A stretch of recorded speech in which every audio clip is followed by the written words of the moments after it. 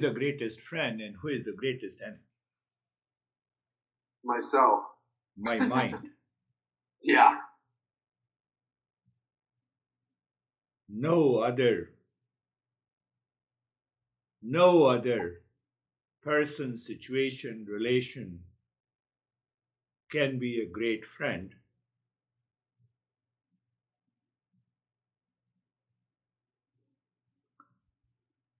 So let us do 15 minutes of practice first. Okay. And then we will talk. Are you feeling okay? I have little cold in the cough. Yeah. Body has cold and cough, but I'm okay. Yeah. You rightly noticed that. So close your eyes. Our goal is to increase our awareness by looking within. We should be detached from the thoughts. We should enter into a new level of awareness, and that is going to change our behavior and attitude. That is why we close our eyes.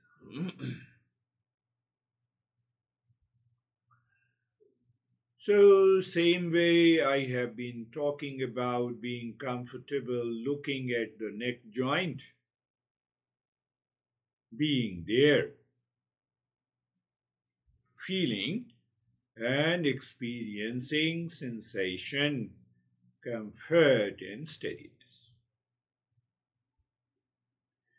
Now, see, when you experience the sensation, comfort, and steadiness, it is because the mind has changed the direction from outside to inside.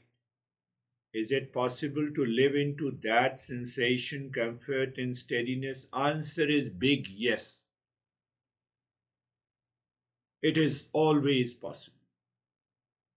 But for that, we have to become a seeker. So, looking at the shoulder joints being there, and being sensation, comfort, and steadiness. So, experience sensation, comfort, and steadiness. Also understand that we did nothing, we just became aware. It's our body, it's our shoulder joint, and we are aware of it. Normally, when we are not a seeker, we take this step just as a play, okay, intellectually. But it does not give us an experience. That is the problem. It means we lack awareness, we lack commitment. And also, you can find out that there is no movement in the body. That is commitment, sincerity. You move your mind where you are asked to do. Move the mind on the hip joint. So what I said that now look at the root of the hip joint. So what it means? You're not looking from the sense organs. You're looking from the mind. How you're looking from the mind? Through awareness. What will happen? Perception. What is that perception? It is sensation, comfort, and steadiness. Understanding is very important. But intellectual understanding can be, an average person can understand all the principles. So we are moving from intellectual understanding to internalization. So understanding becomes my experience. So experience of sensation, comfort, and steadiness. The entire body from the top of the head to the toes. So internally, Internalization, you see, internally, internalization. I'm just using those words which make sense to you. Oh, so I feel some sensation in the entire body. I did nothing and still I feel the sensation. I feel the comfort. I feel the steadiness without doing anything.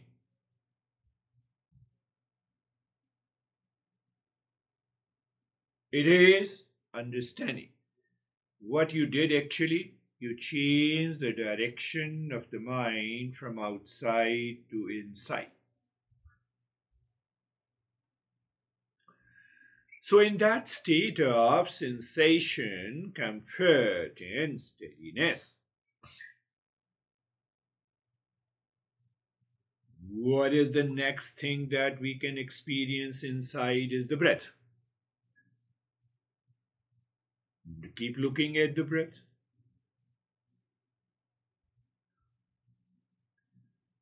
So when I say that you keep looking at the breath, can you really keep looking at the breath? Or the mind jumps to the thoughts and feeling in the past experiences?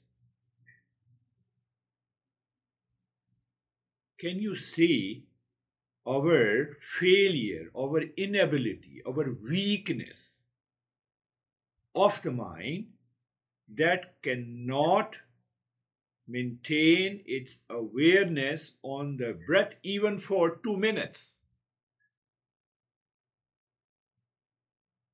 Just in few seconds, some thought pops up, the mind forgets about the breath, then it remembers, or it doesn't remember, then it goes back to the breath.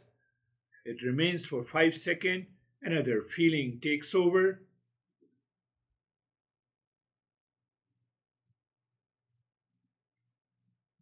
We cannot discover the real self because of this oscillation, distraction, agitated state of the mind. Outside we cannot know, but inside we know how much the mind is distracted. Just pay attention to the breath. Attention means what? You are looking at the breath is going in, breath is coming out. So in order for the mind to remain engaged, even for a few minutes, what I say, you are looking means you are aware, means you know, means you experience the breath is going in and out.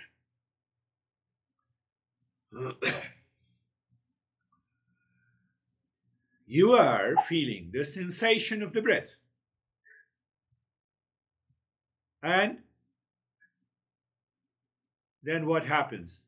Even for 30 seconds, if your mind is aware of the breath going in and out, you are feeling the sensation, and the mind plays the trick because of the past impression. It starts changing the rate and the rhythm of the breath. It does not stay calm.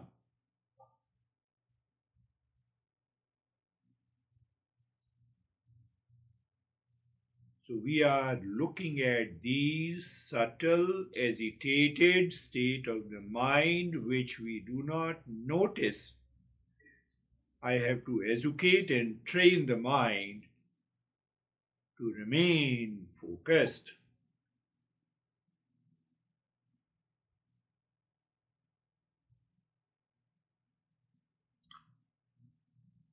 What I need to do? Should I control the mind? No. Should I suppress the mind? No.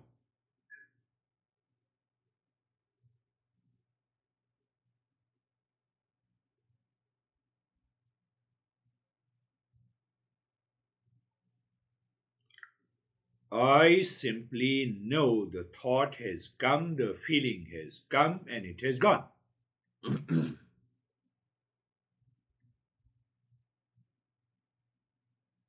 I simply know that these thought, feeling, and emotions do not belong to me. They are not me.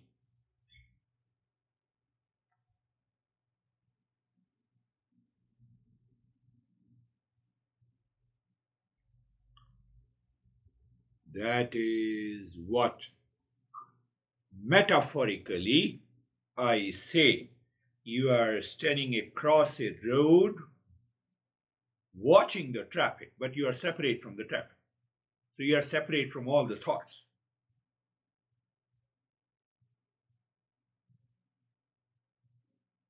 Why you don't feel the separation? Ego. Why? Past impression. What the past impression does, it has a strong likes and dislikes.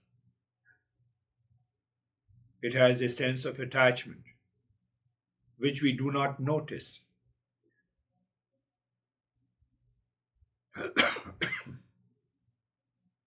Oh, so our masters have understood so deeply that any thought that comes to our mind has a past.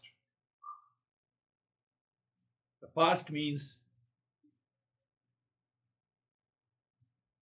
it is living in the mind as an impression. Mind is one compartment of the mind is a storehouse of impressions. A simple thought associated with emotions of attachment, likes, dislikes, pain, pleasure, duality, conflict. The moment that thought pops up in mind, the mind starts running as if there is a traffic on the. I have to see it is not me.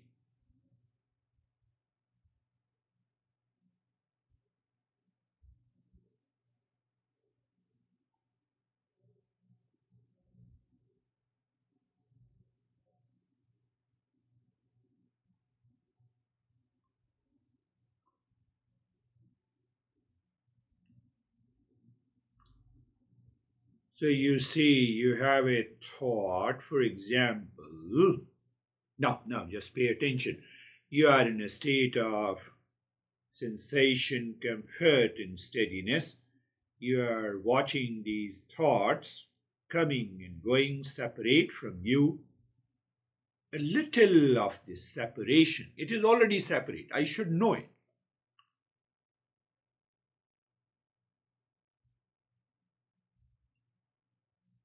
What do you mean? I should know it. I should know that I know you, so you are separate from me. So then what will happen? I will not be carried away by any emotion, even if you express any thought. But what it has to do with me? So any thought that pops up in the mind will not cause any hesitation.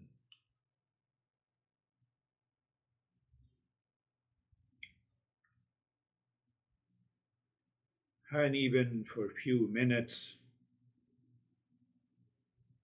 the mind continues to live within and witness the traffic on the mind. We start experiencing sensation, relaxation, and stillness in the body, and the calmness in the mind.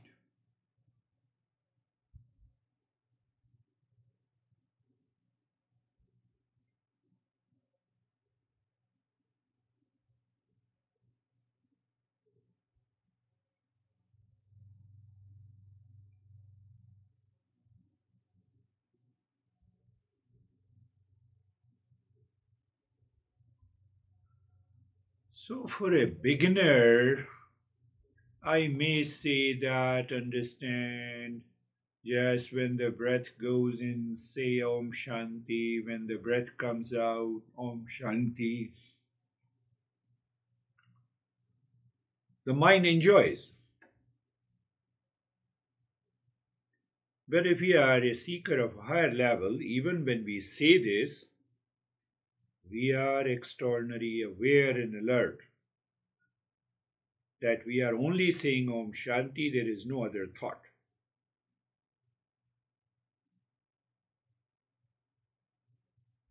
And the mind seems to get absorbed with the Om Shanti, with every breath going in and coming out.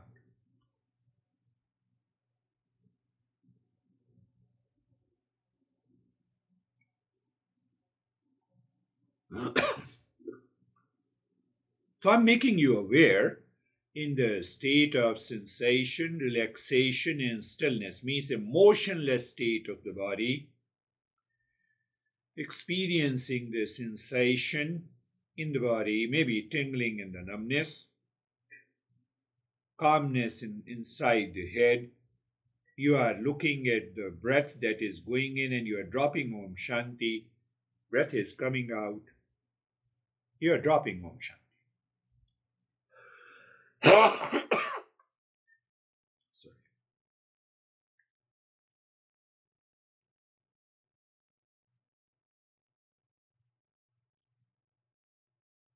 A slight movement in the body, change in the sensation is okay.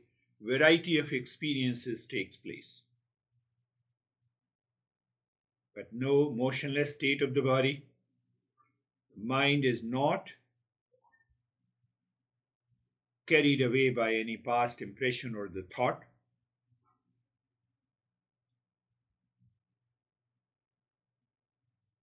It knows and it remembers and it drops the Om Shanti with every breath going in and out.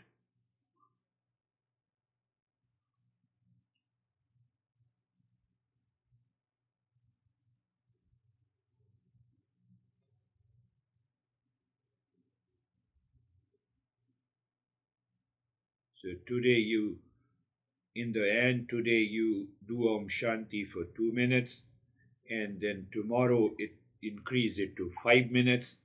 So what happens? The mind learns the endurance.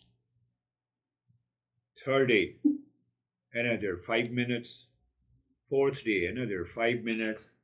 And you are able to keep your mind on the breath with Om Shanti for half an hour in a week.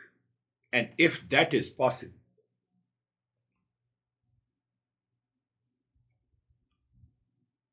you will progress much faster in the journey of the self-discovery.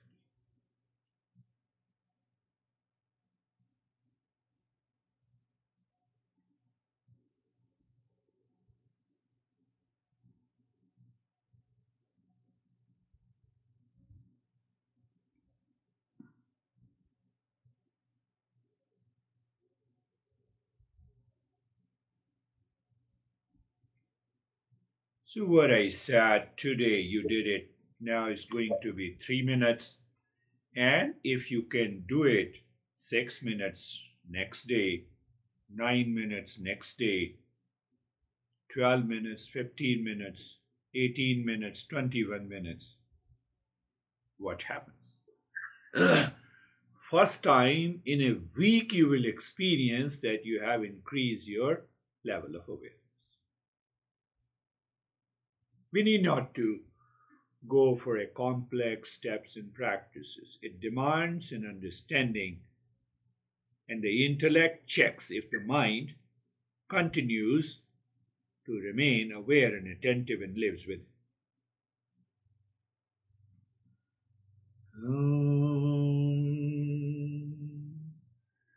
Shanti, Shanti, Shanti. Om Shanti, Shanti, Shanti.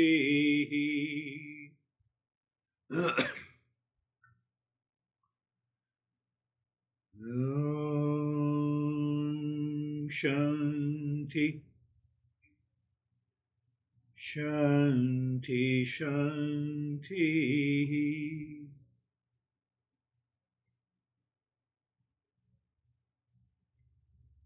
Bring your awareness on the right hand, your awareness on the left hand. Lift your both the palms, place it on your eyes, open the eyes inside. Bring the hands down.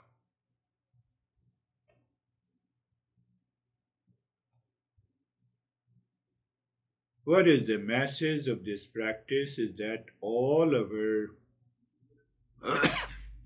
pain and pleasure, all our pain and pleasure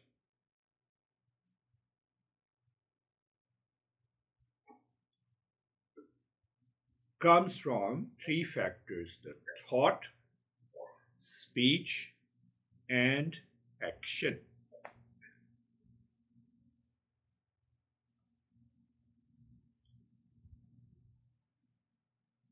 I'm in stress associated with emotion. So when you say I am in stress, you do not start laughing. Or do you start laughing? You don't start laughing. No, I hate that guy. And then you start smiling, as if the hate means love. Not possible. So the three factors are there: the thought, speech, action. Physical action. Speech is a verbal action. Thought is a mental action.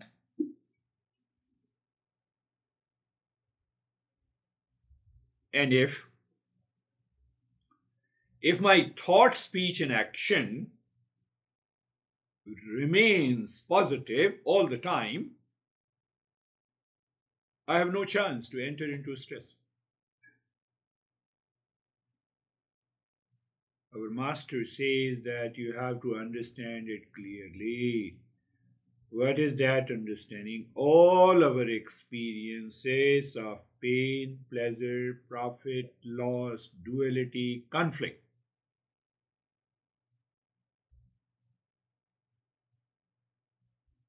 carried out by thought, speech, and action.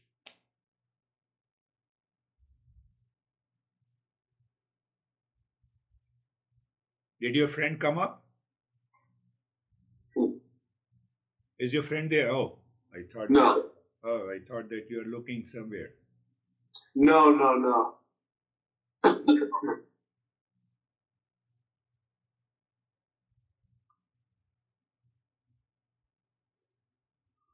So should I change my thought, speech, and action? One question. Can I really change my thought, speech, and action? If yes, what is the way?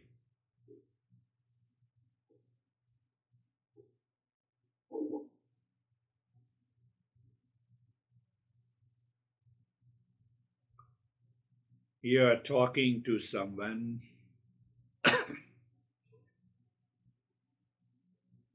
and something happens, the anger pops up. You don't know what happened to you. But you try to rationalize. Oh, I hate you. I don't like you. Done. Enough is enough. Going.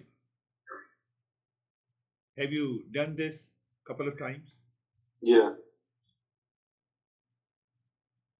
I don't have control over the mind.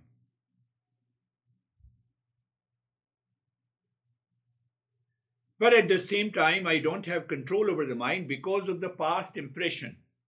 Conscious level, conscious mind is there. Conscious mind says, no, hold on. But something happened inside, and the mind, deeper layer, triggers, pops up. Anger pops up, hesitation pops up, likes and pops up, dislikes. Did you understand that? Yeah. So it's coming from a deeper layer, like. We don't have control over action in our life. They are mechanical, habitual, impulsive.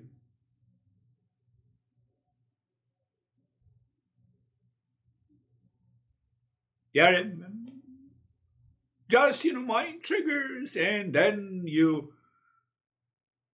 one day, you're looking at the beer guy, and past impression pops up, and you say, hell with you, beer guy, I'm not going to attend the session. Done, finished.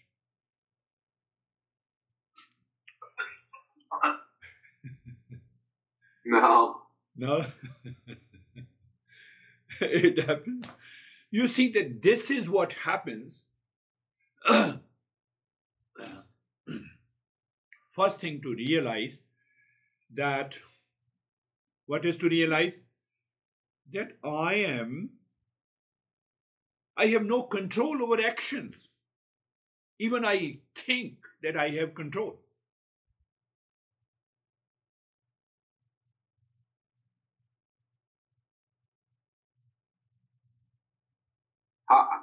Did So you I don't control. Did you consciously think just now that you will lift your dog into your lap? It happened.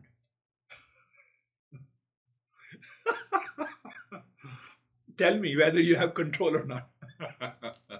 Well, I thought I chose to do that, though.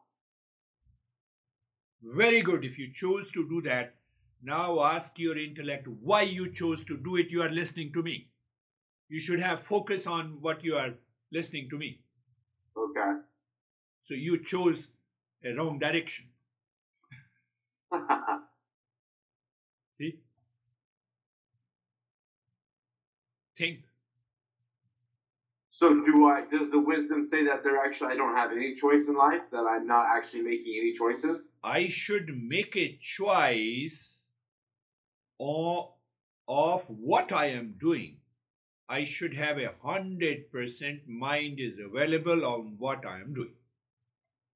That choice I should make. So when I make that choice, mind stops any hesitation and distraction. The mind is scared to be angry or agitated. Mind is scared to pop up the past impressions. Yes, I know you asked those questions, so I have to answer those questions in a different. So that is what happens. Now we have to go a little deeper. If you have understood until this, so that something pops up. One thing I should recognize that I do not have control over my actions. Can I stay completely still even for 5 minutes? Past impression says no. I will make you visit.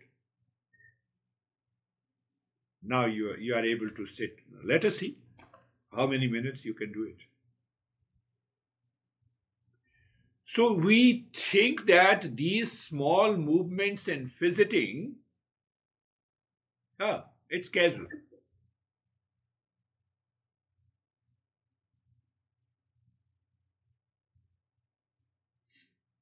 I'm looking at the CNN, then I'm looking at another channel. Oh, it's normal. No, it's not normal. Mind is looking something else, which it does not find. It is distracted.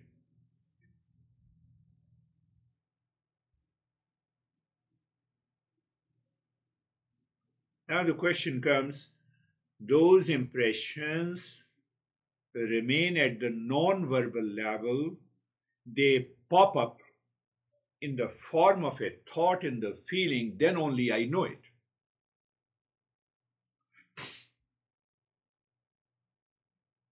Why they live in my mind?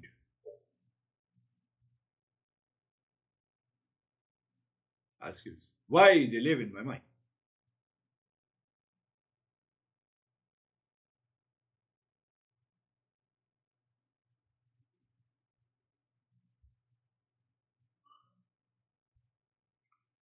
They live in my mind because of selfishness. But I have to define the selfishness.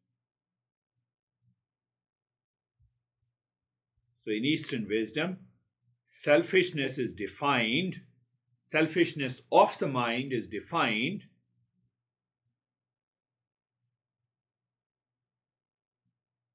by likes and dislikes, by attachment and aversion, by hate and love, by profit and loss, by victory and defeat, by fear and the pleasure.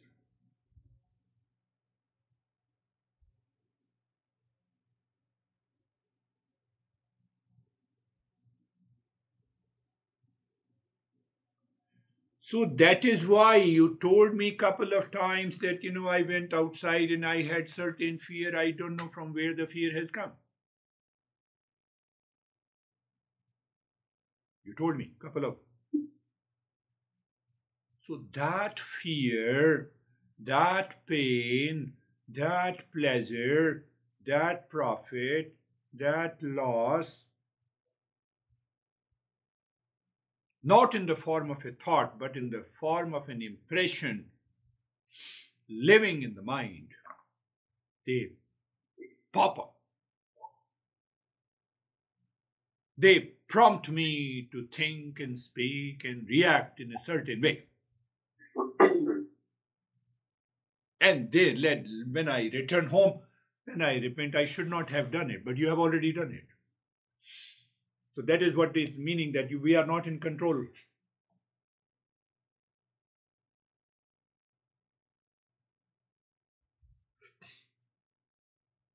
This is known as karma. This is known as action. This is known as. So the law of karma has its cause and effect.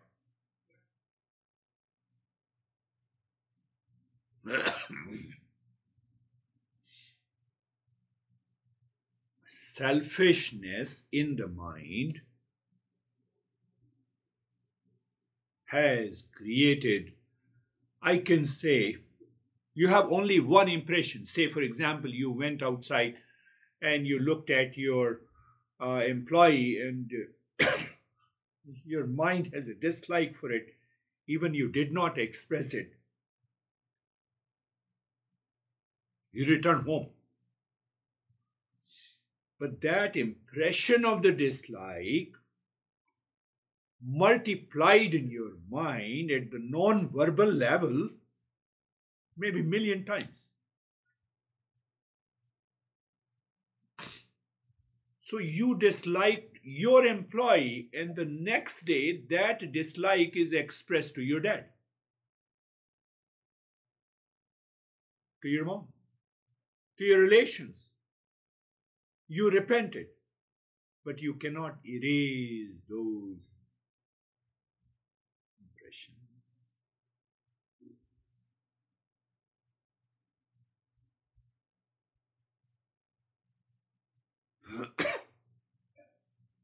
Cause and effect. Cause is disliking. It will express in the form of effect. Maybe next day you wake up in the morning and then your mood swings. You are upset with yourself.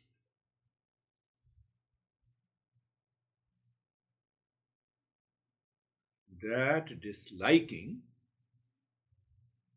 is expressed by your mind making you upset in the morning, even if you had 10 hours of sleep. And someday it happens. Doesn't it happen?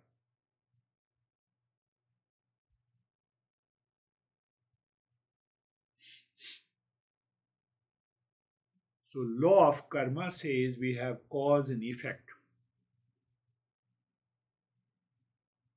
I created the cause, it will have its effect. I created the cause. So its effect is already there. And it will be expressed in my personal life, in my professional life, in my social life, my relationship. Unconsciously, habitually, and impulsively.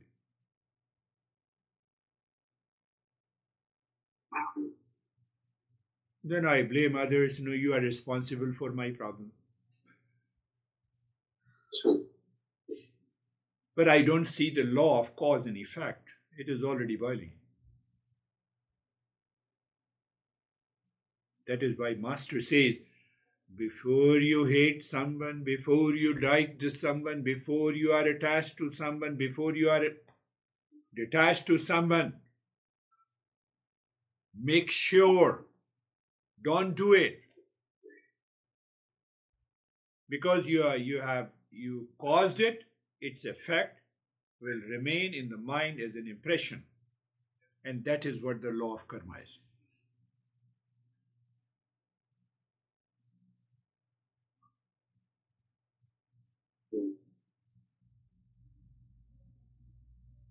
And that law of karma, its effect, makes me one day depressed, other day angry, third day agitated,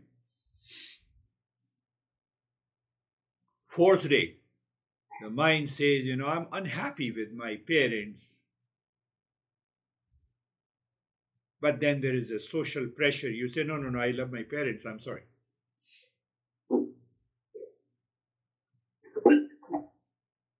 You told me.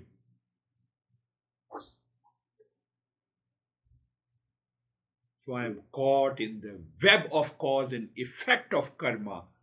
I am caught in the web of cause and effect of thought, speech, and action. Law of karma.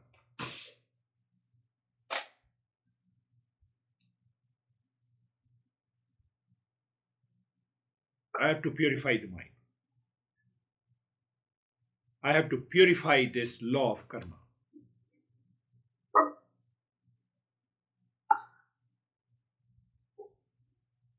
If I don't purify, I cannot find the real self.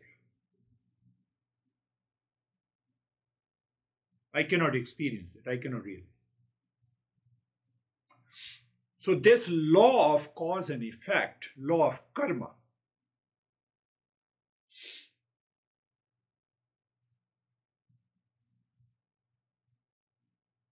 or you can say action, or you can say thought, speech, action plus past impression plus impulsive nature plus habit is equal to law of karma, law of cause and effect. And I will continue to live my life in stress and suffering, even if I see that today I live my life very good. But those impressions will manifest one day. I have to get rid of those impressions. I have to purify it.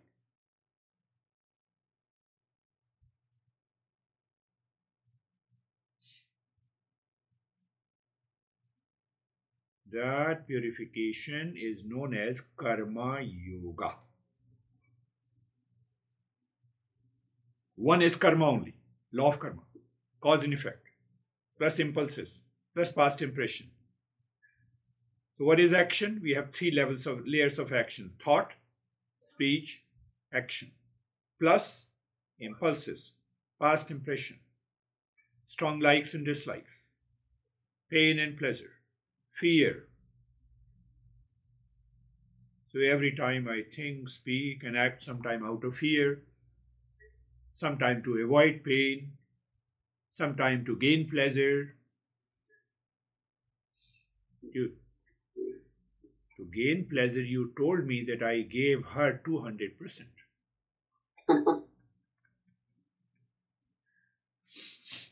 You see, anticipation of pleasure. And then what happened?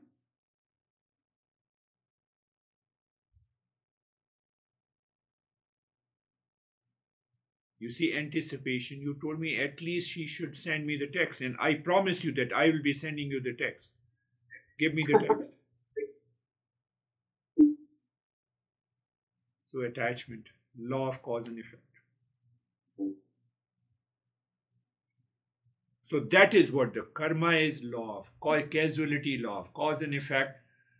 And if we are living that life with the karma guided and dictated by unconscious impulses and habit, we don't live our life consciously. Today I will have little more pleasure. Tomorrow I will be suffering. Again, day after I will have pleasure. Day after I am suffering. Today I have a fear. Tomorrow I will escape the fear.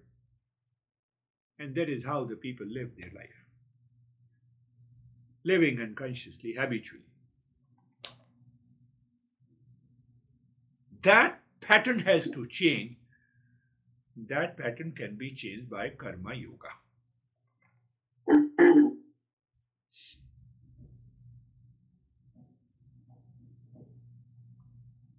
Your master says the karma yoga purifies the mind. Now, I have already told what is the impurity present in the mind. Impurity in the mind, selfishness. Selfishness caused by likes and dislikes, attachment and detachment, fear, avoiding pain, running after the pleasure. All those ideas and the thoughts associated with the feeling, those impressions are already there. These are the impurities.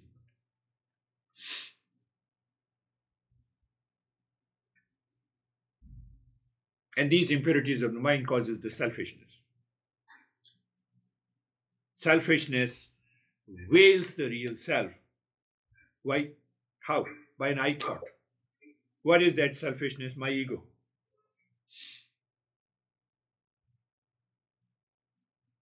Understand it clearly. That is karma. So now what is karma yoga? My mind, or I do not think, speak, and act guided by my past impressions.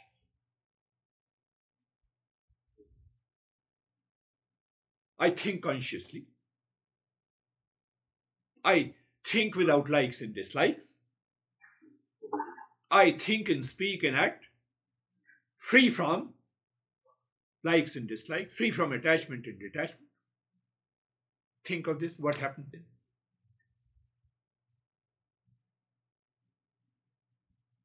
This is the second step we are doing.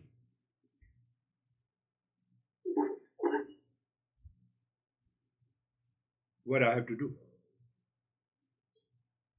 Ask yourself. What I have to do to think, speak, and act free from likes and dislikes.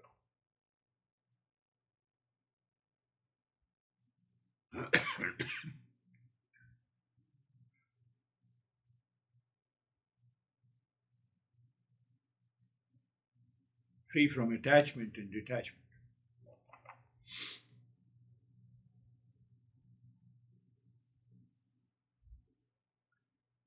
Oh, it's very difficult. Really? Really? We do it every day.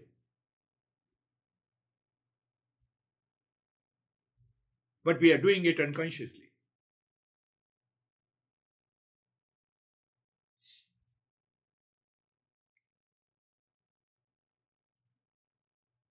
You are feeling thirsty. You grab a glass of water. Grab a glass of water. Maybe cold water. You drink it and it is finished. You don't have a repetitive thought that I have taken this water, I was thirsty, I've taken the water, I'm thirsty, I've taken the water. Do you see that? There is no thought. So every thought translates into action. After that, that thought is finished. That is your complete action. That complete action is free from attachment and detachment. Are you getting it? Yeah. Does your mind repeats that, oh, I have gone to restroom today at 7:40, then at 10:40? Do you remember that? It is a complete action. You don't need to remember. It does not carry any impression.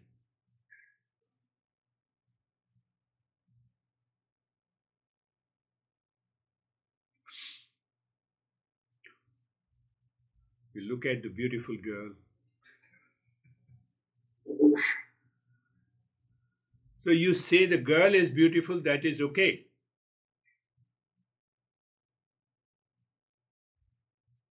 You have seen it, you have met her, you have talked to her. Now you are driving your Bronco and the mind is living in imagined relationship with that girl. Did it happen to you? Yeah. Selfishness, attachment, detachment.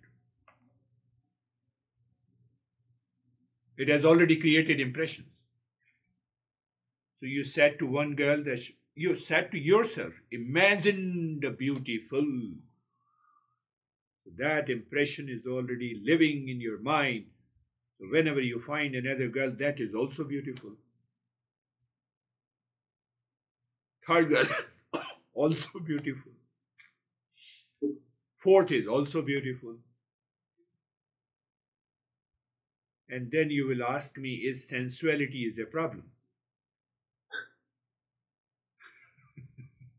I'm answering your question. Now see, you have asked me a couple of weeks before. Months. Yeah. Why your mind is asking, is sensuality a problem? Because you already have a deep impression of sensuality because of strong liking and disliking for a for a girl. I have to ask the question,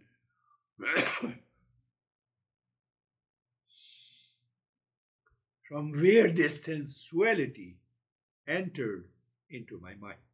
It has entered because of my attachment, because of my likes and dislikes.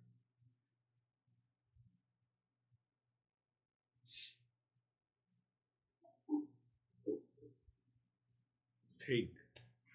Look at how our teachers have gone so deep into our mind and open. Mind is totally opened up. Mind is now totally naked. So you don't dare to ask, oh, is the sensuality is a problem? Is sex is a problem? Is penny a problem if I have $1 billion?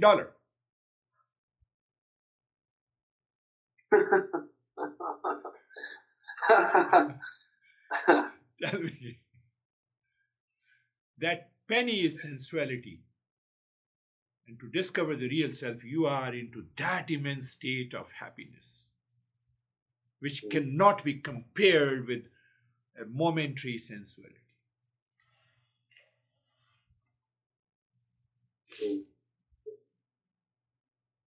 When we understand this, then we enter into the path of the Karma Yoga. So when I compare sensuality is a penny versus a permanent state of happiness, my mind is pure now.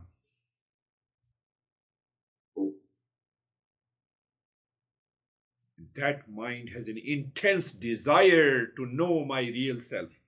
Where is the real self? Then I don't see, oh, you are beautiful. Even if I say you are beautiful, but it does not create any attachment. If one is beautiful, I should say. But that selfishness is not there, that desire, that attachment, that liking is not there. Should I stop liking? No. Should I stop disliking? No. Then why you are saying? I should appreciate what is right and good, I should also criticize if I don't like it, free from attachment and detachment, free from a burden on the mind. If there is a burden on the mind, then the mind keeps on thinking. And the very repeated thinking causes the attachment and detachment. And that creates an emotional dependence. Emotional dependence causes the selfishness. Selfishness causes the intellectual paralysis. And when there is an intellectual paralysis, then I suffer every day.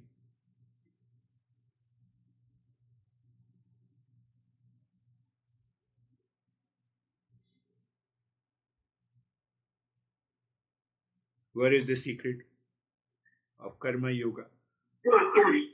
99%. It is the change of thinking. Because whatever I think is going to translate into action.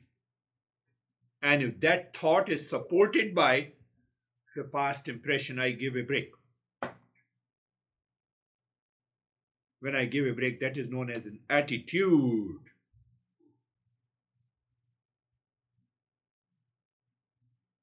Attitude.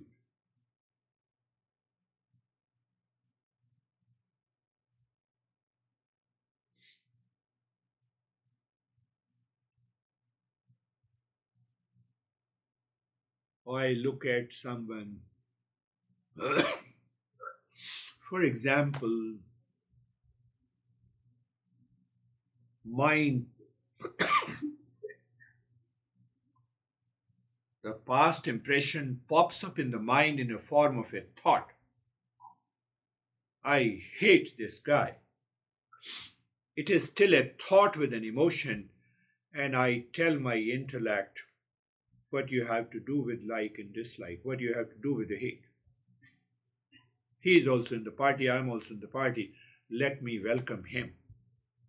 I crush that attitude, selfish attitude of the mind there and then, first inside my head, and then I act on it.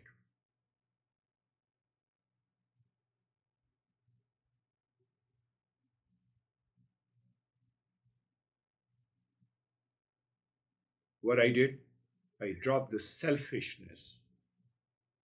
I said, mind, I'm not going to get carried away by your attachment and detachment, your strong likes and dislikes, your pain and the pleasure.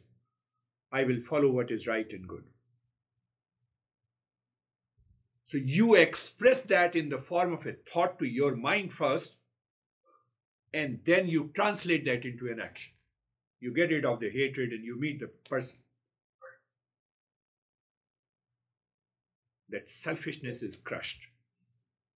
It hurts your ego, but it gives you a freedom. It is purely an internal process. Nobody knows. One time, second time, third time, fourth time, fifth time. Sometime it takes a couple of weeks and the months. And then what happens? You feel freedom from the impurity. Fear is not there. Anxiety is not there. Duality is not there. Conflict is not there.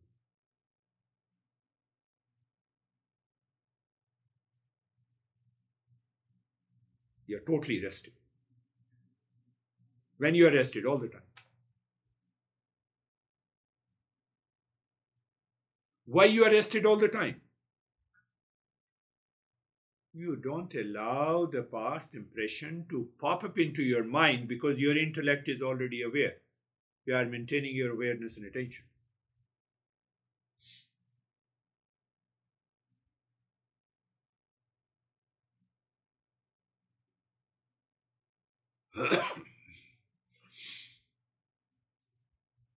I had a wonderful student in the morning session, in a group session.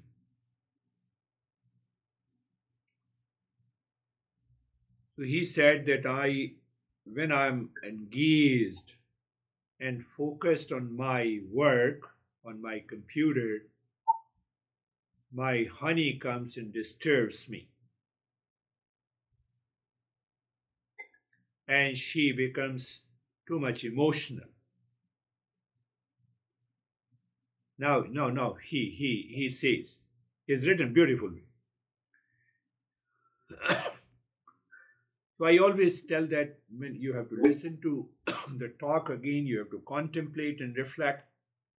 So he wrote that contemplation. So first point he wrote, I loved it. He wrote that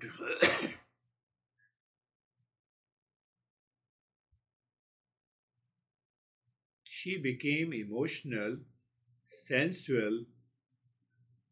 When I am focused at work, should I say that she is disturbing me? It is her nature and it is my nature. I'm translating in my own expression. Second point, why should I feel she is disturbing me? It is her nature. Third point, is it possible to endure and remain focused on my activity rather than I shift my focus on her? Because the moment I shift my focus on her, I will be depressed. I will react. I'll be angry.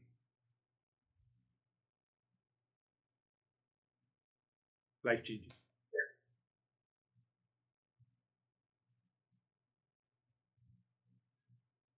In order to follow these steps, we have to continuously listening, learning, contemplation, reflection, practicing, living in higher awareness. Living in higher awareness means I can give a break to my hatred, likes and dislikes, pain and pleasure. Why I give a break to selfishness, likes and dislikes, pain and the pleasure, profit and the loss? My mind is not disturbed now. I can take a right decision. I can think rightly. I can speak rightly. I can act right. I'm just giving you a glimpse of what karma yoga is. What is the second step is.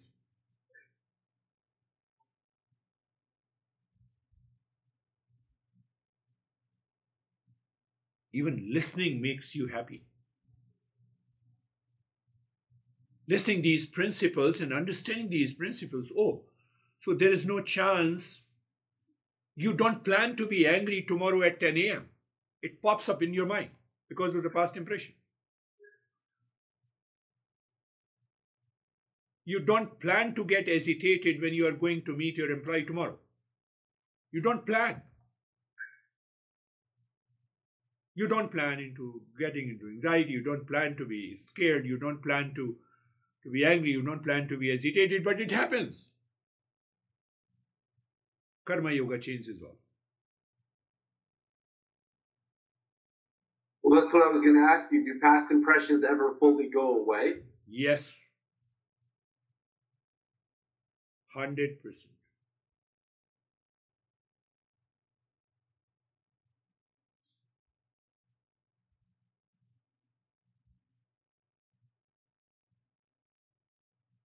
Buddha lived with the sensuality. Then Buddha had a son.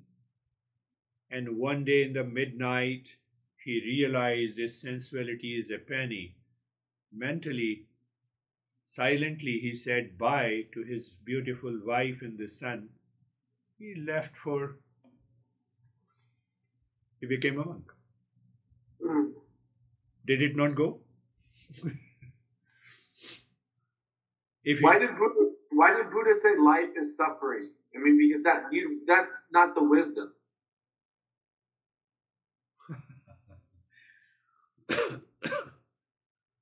Why you asked me this question at the end of a session? I asked you this question because today I was on a hike with my friend, and he said, well, Buddha, I don't know where it came from, but he goes, life is suffering.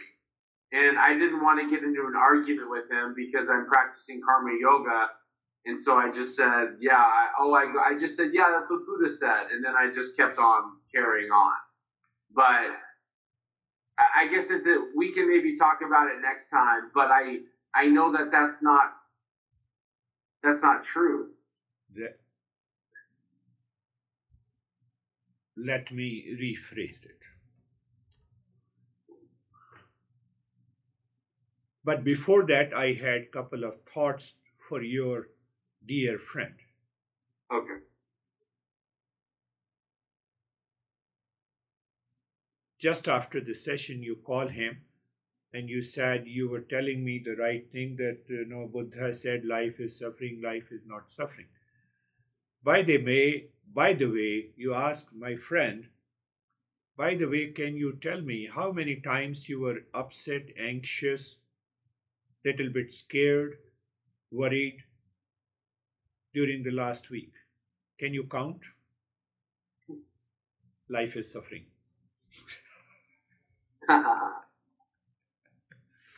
Life is suffering. Now I'm rephrasing. Life is suffering for unawakened. So he is addressing to those people who are unawakened, who are not awakened. So he have to start with somewhere. Come on, why you are suffering? Do you realize that life is suffering? And then he gradually takes away, he makes you understand what causes the life suffer. You remove the cause and life is beautiful. I see. So Buddha knew more than just the life is suffering. Yes.